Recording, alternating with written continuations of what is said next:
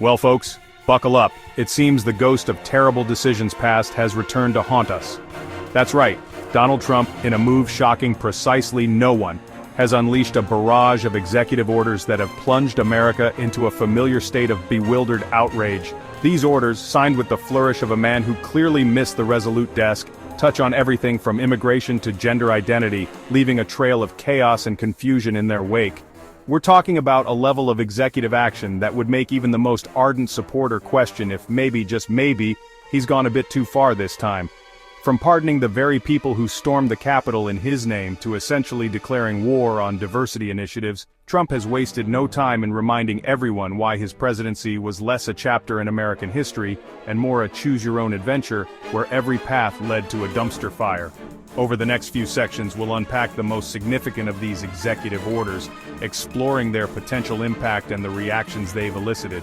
We'll delve into the legal and ethical quandaries they present, examine their historical context, and try to make sense of what this all means for the future of American democracy.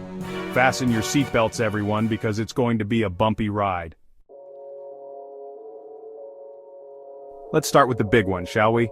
The one that sent shockwaves through the legal system and left many wondering if Trump has even the slightest grasp on the concept of accountability. We're talking, of course, about his decision to pardon almost all of the 1,600 individuals charged in connection with the January 6th Capitol riot. Yes, you heard that right. The people who stormed the very heart of American democracy, fueled by lies and a thirst for violence, are now, for the most part, off the hook. Trump, in his infinite wisdom, has decided that attempting to overthrow the government isn't such a big deal after all. This isn't just some legal technicality.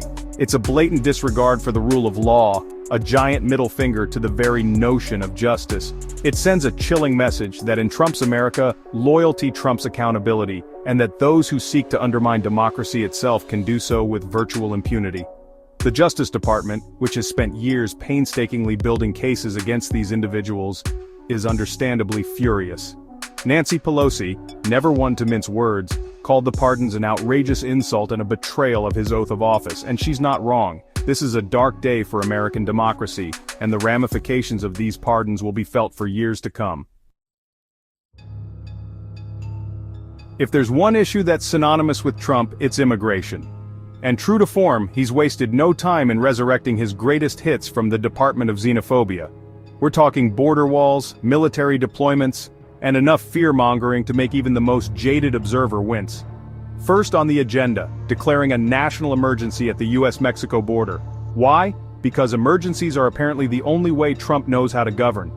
This declaration unlocks federal funding for his beloved border wall, a project that's already been widely criticized as ineffective and wasteful. But wait, there's more. Trump has also ordered the military to come up with a plan to seal the borders, a directive that has legal experts scratching their heads and civil liberties groups sounding the alarm. Deploying the military on domestic soil is a dangerous game, one that risks eroding the very foundations of American democracy. And let's not forget the asylum seekers. Trump has made it clear that they're not welcome, barring new arrivals at the southern border and making it nearly impossible for undocumented migrants to seek refuge in the United States. This is not just cruel, it's a betrayal of America's long-standing commitment to providing a safe haven for those fleeing persecution. The message is clear. If you're not a white, Christian, English-speaking American, you're not welcome here. It's a message that's as un-American as it is disheartening. Remember all that talk about unity and healing? Yeah, forget about it. Trump, in his infinite capacity for pettiness, has decided that the best way to move forward is to erase any and all progress made on diversity, equity, and inclusion. His executive order on this issue is breathtaking in its scope. It orders the elimination of all DEI programs, goals, and offices across the entire executive branch.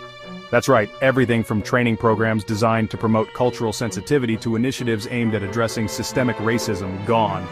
And just in case anyone missed the point, he's also ordered the termination of all chief diversity officer positions. Because who needs diversity when you can have good old-fashioned homogeneity?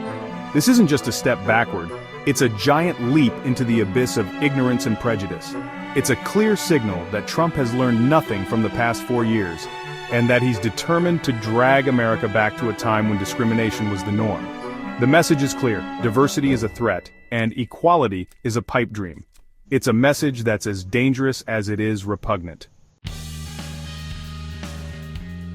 If there's one thing that gets conservatives riled up, it's the existence of transgender people.